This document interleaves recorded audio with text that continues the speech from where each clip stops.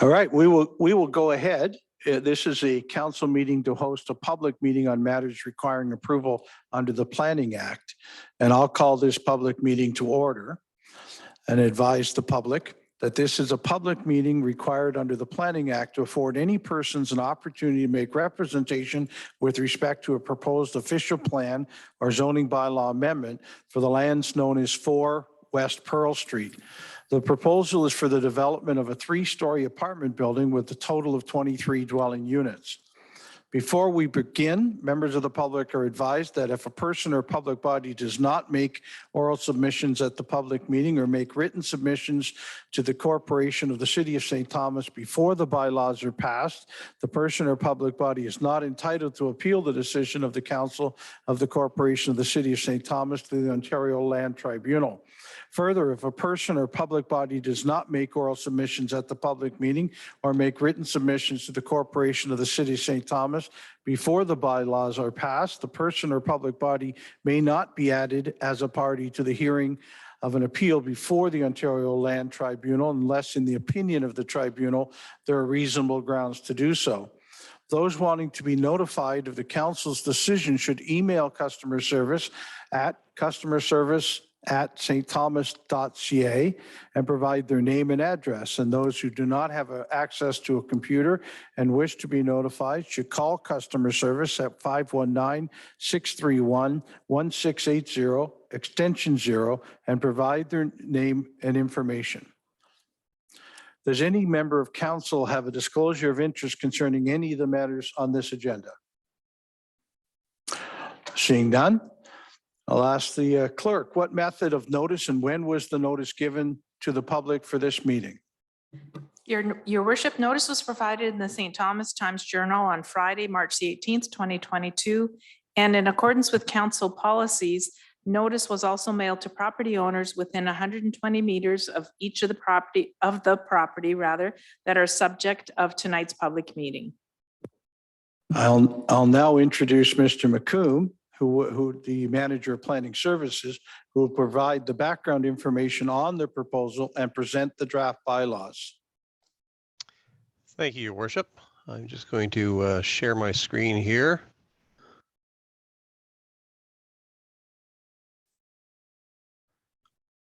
Apparently sharing screen's been disabled. If the host could turn that on for me, I'd appreciate that.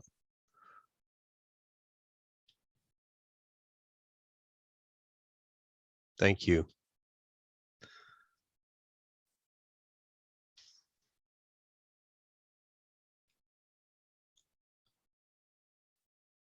Okay, can everybody see that on their screen?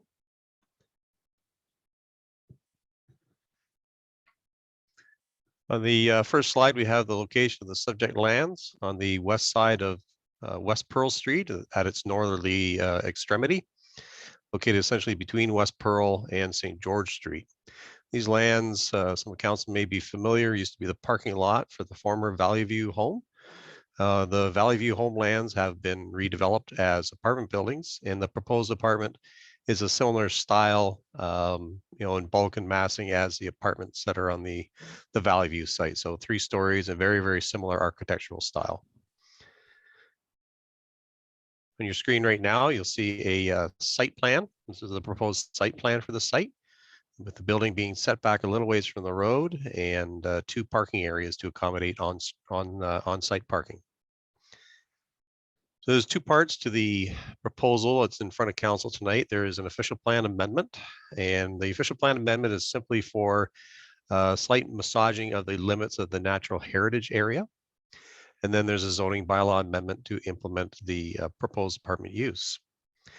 So the introductory statement to the proposed official plan amendment that says that all of this part of the document constitutes amendment number 101 to the official plan of the City of St. Thomas.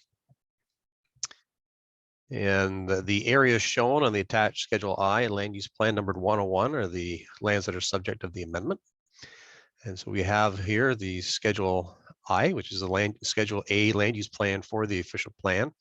And on the inset here, you can see in bold line the subject lands, subject of the amendment.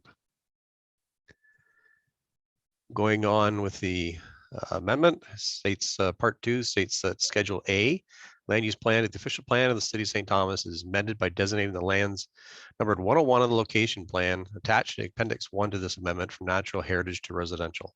And so this is a very slight, like I say, a massaging of that line. It was subject of a review by a biologist who reviewed it and noted that the trees that they're looking at are essentially more landscaping than they do have any real natural heritage value. So finally, implementation and interpretation of the amendment shall be in accordance with the respective policies of the St. Thomas official plan. There is a concurrent draft zoning bylaw amendment.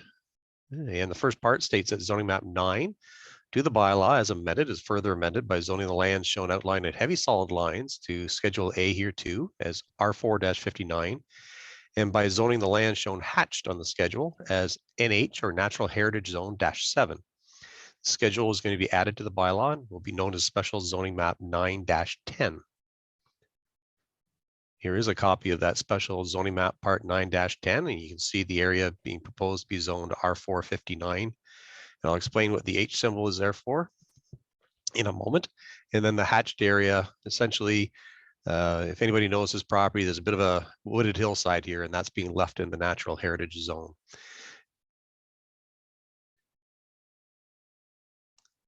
Part 2 of the amendment further amends the bylaw by adding a new subsection to 8.5, being 8.5.59. The area affected is the R4-59 as was shown on the special zoning map. Minimum number of parking spaces is 24 and the maximum number of dwelling units is 23. We've placed the holding symbol as you saw on the map part applies to the R4 zone. And this is essentially in place because there is a small area of contaminated lands that was that have been found. Essentially, it's up in the northwest corner of the property. So that needs to be dealt with. And so the holding zone is there to ensure that the lands are dealt with. So we have environmental remediation provisions for the holding zone.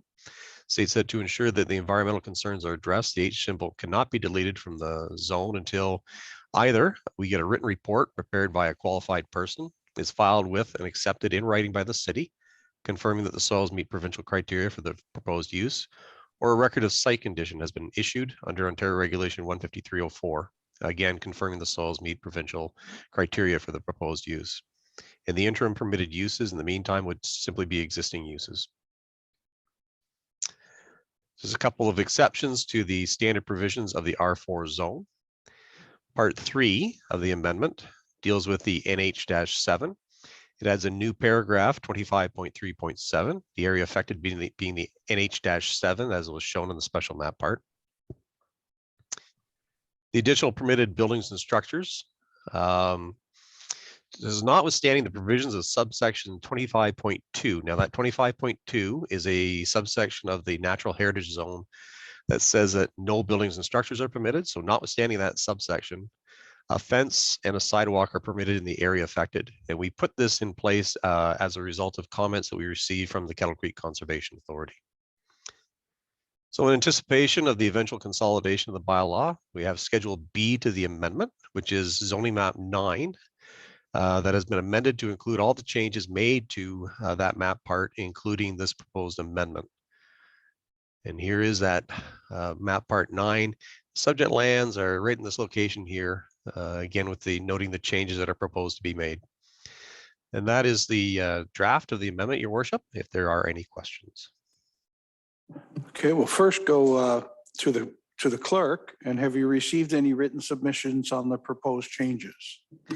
Your Worship, we've received one from the Kettle Creek Conservation Authority. First, just to confirm that the applicant is required to obtain a permit from the KCCA with respect to any construction associated with the development of the property. And second, the KCCA is recommending that the lands affected by the erosion hazard limit be zoned appropriately to prohibit any building or structures other than a fence. Okay, thank you. So now I'll ask council if they have any questions. Councillor Wookey. Thank you, Your Worship. This is a question for Jim. There's, if I read correctly, there are 24 parking spots for 23 units. I wasn't a math teacher, but that tells me that's 1 per unit. And then if we have guests, my concern, I guess, is parking on West Pearl and Elysian Street. Like, what's the situation there with parking on West Pearl and Elysian? I sense we're going to get concerns very quickly from the neighboring area that there's congestion in parking, and I just want to try to bypass that. And just wondering what the parking regulations are in the direct area surrounding that. Thank you. Mr. McCoomb? Thank you, Worship. Through you to Councillor Wookie. I believe there is on-street parking allowed on West Pearl and some of the other local streets in that area. There are also there's quite a bit of parking on the former Valley View site that isn't used. Not suggesting they could just go ahead and use that, but there may be some availability for that.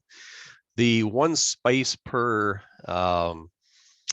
dwelling unit is a standard that we're seeing more and more application of in other jurisdictions, where like parking can be pretty expensive to provide, and a lot of the time it's just they're empty.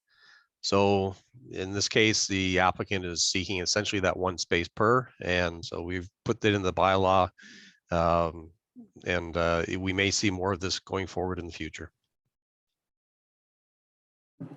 Further questions from council? Councillor Peters?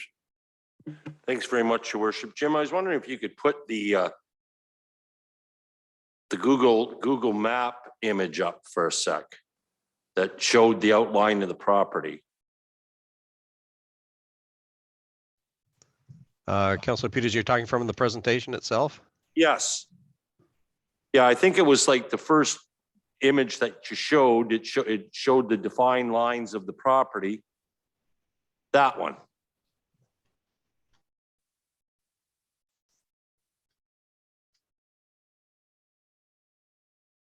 So my question is, there's still a lot of land to the north of this, but that land to the north was a scrapyard for a long period of time.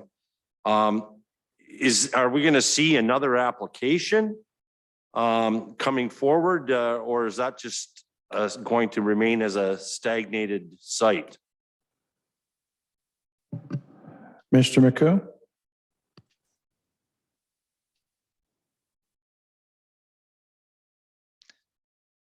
Thank you, Your Worship. Through you to Councillor Peters. We're not sure what the future of that site may hold. It is under other ownership.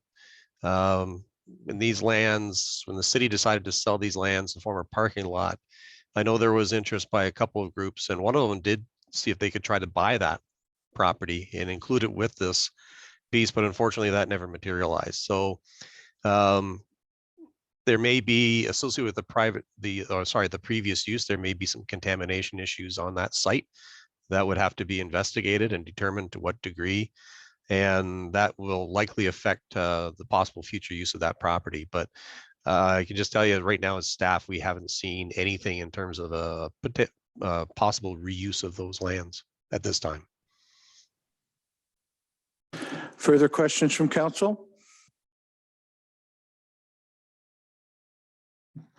Seeing none, we'll now open the meeting to questions from the public for those attending who have not already submitted their concerns or comments to the city. If you're listening on your computer, tablet, or smartphone, please click the raise hand icon. And if you've called into the meeting using a telephone, please dial *9. The questions will be taken in sequential order. And when the opportunity to speak, please provide your name and address for the clerk's record. Questions from the public?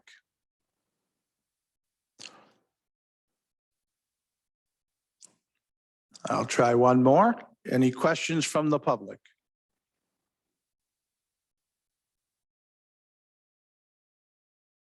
Do any council members have further questions? Councillor Wookie.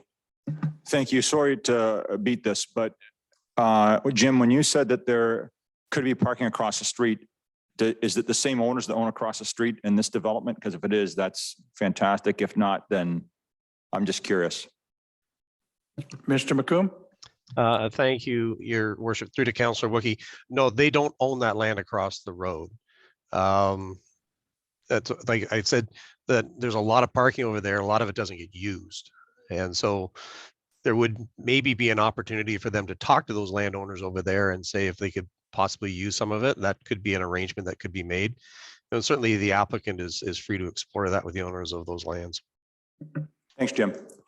Jim? Sorry, do council members or the members of the public have any further questions? I'll say that everyone's been given a fair opportunity to express their views, and if there are no further questions, please be advised that any person wishing further information on the actions of council regarding the passing of the bylaw for the proposed amendments should email customer service at customerservice@stthomas.ca and provide their name and address. And those that do not have access to a computer and wish to be notified should call customer service at 519-631-1680, extension 0, and provide your name and address. This meeting is now concluded.